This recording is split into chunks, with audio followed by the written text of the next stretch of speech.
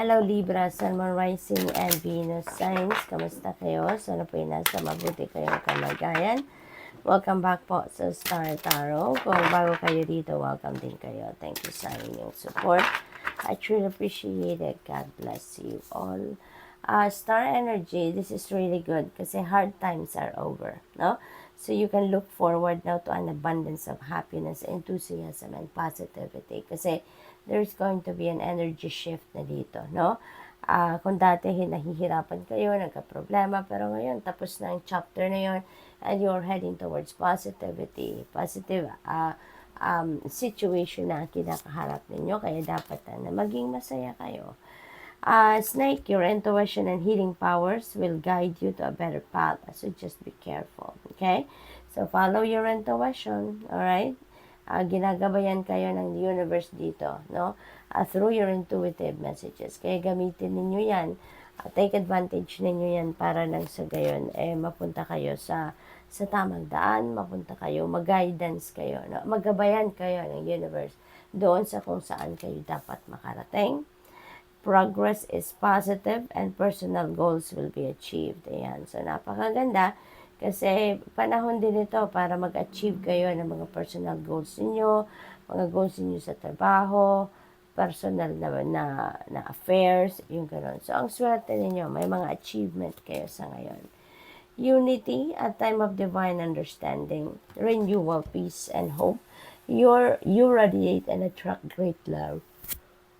So this could be a union of two kindred spirits. This could be a union of two people. No, maaaring meron ditong union ng mga mag-asawa, union ng magjowa or magkakaibigan, yung gano'n. But whatever kind of union this is, pagsasama na to, this is about peace and hope, no? Between each other. Kaya magiging maganda ang sitwasyon. You will be understanding of each other, supportive of each other, yung gano'n, no? So, good luck. What else? We have world. Ayan. So, be open to new possibilities in all areas of your life. Okay?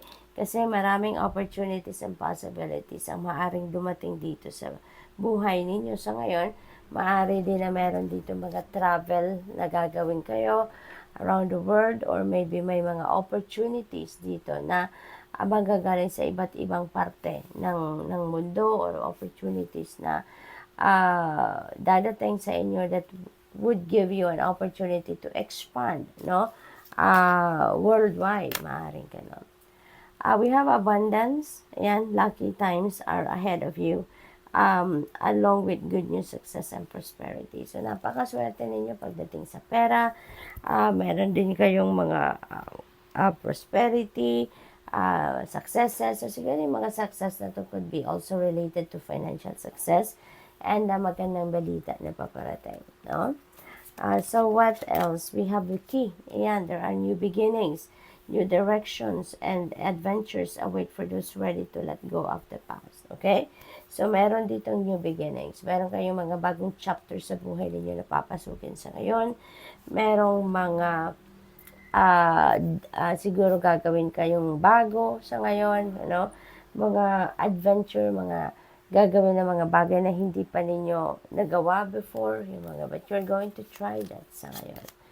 We have thorns. Ayan, withering the challenges ahead will bring in new and positive future. So, most likely, ang iba sa inyo dito, Libra, merong